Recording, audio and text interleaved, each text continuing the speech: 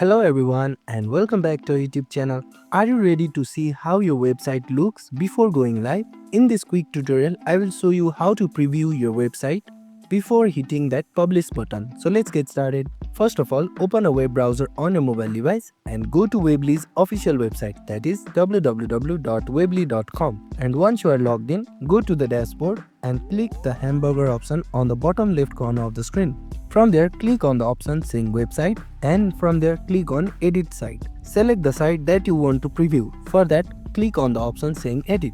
Now you have landed on the Weebly editor page, and if you zoom on the navigation bar on the top of the screen, the last option you can click it after the help and you will see how you want to preview the website. If you click on mobile, the website will be loaded on how you can preview it on the mobile. And if you want to see how your website looks on a desktop, go back to the navigation bar and from the same option tap on it and click on desktop.